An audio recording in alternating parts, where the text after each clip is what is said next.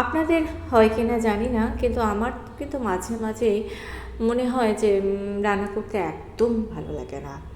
তো যেই দিন এরকম মনে হয়, মানে ওই ভালো লাগছে না ব্যাপারটা আসে, সেই দিন আমি এই রকম একটা লাঞ্চ থালি বানিয়ে নিই।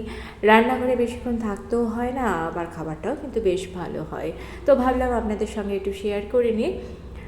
গ্যাসে কড়া বসিয়ে দিয়ে বেশ খানিকটা সর্ষের তেল দিয়ে দিয়েছি, আর গোটা গোটা আলুকে আমি আগে থেকে কেটে জলে ধুয়ে রেখে দিয়েছিলাম। তেলের মধ্যে ওই গোটা আলুগুলোকে দিয়ে আলুগুলোকে একদম লাল করে ভেজে নেব। আর এরই মধ্যে 15-20 কোয়া রসুন আর 1 ইঞ্চি আদাকে মিক্সিং জারে দিয়ে একটা পেস্ট বানিয়ে নিয়েছি। দেখুন আলুগুলো একদম সুন্দর লাল করে ভাজা হয়ে গিয়েছে।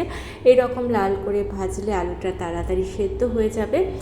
নিয়েছি 5টা মিডিয়াম সাইজের কুচিয়ে নেওয়া পেঁয়াজগুলোকে আলুর মধ্যে দিয়ে আবারও আমি নাড়াচাড়া করে নিচ্ছি। আর অন্যদিকে 800 চিকেনকে আমি ভালো করে ধুয়ে জল ঝরিয়ে রেখে দিয়েছিলাম, চিকেনটা দিয়ে দিলাম।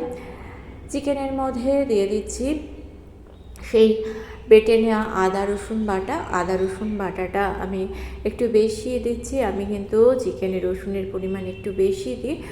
আদা রসুন বাটাটা পুরো দিয়ে দিয়েছি, মিক্সিং জার ধুয়ে জল দিয়ে দিয়েছি, পরিমাণ মতো লবণ দিয়ে দিলাম, হলুদ দিয়ে দিচ্ছি, আর দিয়ে দিচ্ছি একটু কাশ্মীরি লঙ্কার গুঁড়ো। এটাতে ঝাল খুব একটা হবে না, আমি খুব একটা ঝাল এমনিতেই দেবো না, তাই এই কাশ্মীরি লঙ্কার গুঁড়োটাই দিলাম। আপনাদের যদি একটু ঝালের প্রয়োজন হয় সেক্ষেত্রে বেশি করে একটু লঙ্কা দিয়ে দিতে পারেন, শুকনো লঙ্কা বেটে দিয়ে দিতে পারেন। চিকেনটাকে ভালো করে সমস্ত মশলার সঙ্গে মিশিয়ে নিয়ে আমি কড়াইটাকে ঢেকে দিচ্ছি। মিডিয়াম ফ্লেমে 10 মিনিট রান্না করে নেওয়ার পর চিকেন থেকে এই রকম জল বেরিয়েছে। এই জলেই চিকেনটা সেদ্ধ হয়ে যাবে। আরও 10 মিনিট মতো ঢাকা দিয়ে রান্না করে নিয়েছি। আর আলুগুলো না একেবারে নরম হয়ে যাচ্ছিলো। পুরো রান্নাটা যদি আলুগুলোকে সাথে নিয়ে করা হতো তাহলে আলুগুলোকে আর খুঁজে পাওয়া যেত না, তাই আলুগুলোকে আমি একটু মাঝখানে তুলে রেখে দিয়েছিলাম। চিকেনটা কষা হয়ে গিয়ে জল দিয়ে দিয়েছি, আর আলুগুলোকেও এই পর্যায়ে দিয়ে দিলাম। এইবার ঢেকে আর 10-15 মিনিট আমি রান্না করে নেবো। তবে এই যে রান্নাটা আমি করছিলাম এর ফাঁকে ফাঁকে আমি কিন্তু আরেকটা কাজও সেরে নিয়েছি। দেখুন 250 গ্রাম উচ্ছেকে আর 4টে আলুকে আমি এরকমভাবে কেটে ভালো করে ধুয়ে রেখে দিয়েছিলাম। কড়াইতে সর্ষের তেল দিয়ে 8-10টা রসুনকে ক্রাশ করে দিয়ে দিয়েছি, একটা শুকনো লঙ্কা আর হাফ চামচ মতো 5 ফোড়ন দিয়ে দিয়েছি। এইবার ফোড়নটাকে খুব সুন্দরভাবে ভেজে নিয়েছি। ফোড়ন থেকে সুন্দর একটা গন্ধ বেরোচ্ছে, রসুন আর 5 ফোড়নের একটা গন্ধ মিলেমিশে একাকার হয়ে গিয়েছে। এই পর্যায়ে আমি দিয়ে দিচ্ছি ওই কেটে রাখা উচ্ছে আর আলুটাকে।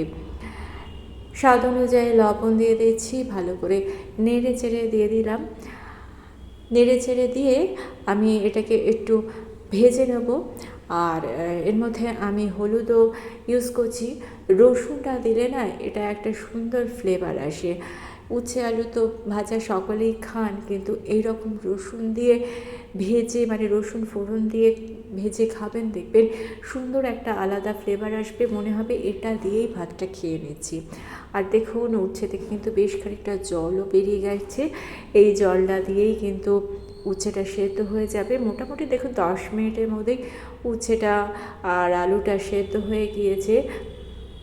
উচ্ছে আলু ভাজা কমপ্লিট। একটু তেলটা বেশি দিলে কিন্তু এর টেস্টটা বেশ ভালো হয়। অন্যদিকে চিকেনটাও সেদ্ধ হয়ে গিয়েছে। চিকেনের মধ্যে আমি একটু গরম মশলা দিয়ে দেবো। চিকেনটা দেখুন একদম সফট হয়ে গিয়েছে, হাড় থেকে মাংস ছেড়ে আসছে। আমি গ্যাসের ফ্লেমটা অফ করে দিচ্ছি আর গরম মশলার গুঁড়ো দিয়ে মোটামুটি 5 মিনিট মতো একটু স্ট্যান্ডিং টাইম দিয়ে দিচ্ছি। আর ওই উচ্ছে আলু ভাজাটা হয়ে যাওয়ার পর কিন্তু আমি ভাতও বসিয়ে দিয়েছিলাম, ভাতও এদিকে হয়ে গিয়েছে। ভাতটাকে উপর দিয়ে নিয়ে এইবার আমি থালিটাকে সার্ভ করে দিচ্ছি। চিকেনটাকে 5 মিনিট স্ট্যান্ডিং টাইমে রেখে দেওয়ার পর ফাইনাল লুকটা একটু দেখিয়ে দিই। দেখুন দেখতে কিন্তু ভীষণ লোভনীয় হয়েছে, দুটো রান্নাই ভীষণ লোভনীয় হয়েছে। আর এগুলো দিয়ে কিন্তু একদম দারুণ একটা লাঞ্চ থালি বানিয়ে নেওয়া যায়। আমি উচ্ছে আলু ভাজা দিয়ে দিলাম, ভাতটাকে সুন্দরভাবে পরিবেশন করে দিয়েছি। পরিবেশনের ওপরই কিন্তু দেখবেন খাবারটা নির্ভর করে। সুন্দরভাবে যদি সাজিয়ে গুছিয়ে পরিবেশন করা যায় তাহলে সাধারণ খাবারও কিন্তু ভীষণই টেস্টি মনে হয়, দেখার একটা ব্যাপার রয়েছে। যাই হোক, সমস্ত কিছু দিয়ে দিলাম আর সঙ্গে একটু স্যালাড কেটে নিয়েছিলাম, স্যালাডটাও দিয়ে দিলাম। শসা দিয়েছি, পেঁয়াজ দিয়েছি, ইচ্ছে হলে আপনারা লেবু দিয়ে দিতে পারেন। ভিডিওটা বা আইডিয়াটা ভালো লেগে থাকলে চ্যানেলটিকে সাবস্ক্রাইব করে নিয়ে পাশে থাকা বেল আইকনটা প্রেস করে দিয়ে অল অপশানটা ক্লিক করে দেবেন, তাহলে যখনই নতুন কোনো ভিডিও আপলোড করবো তার নোটিফিকেশন আপনাদের কাছে পৌঁছে যাবে।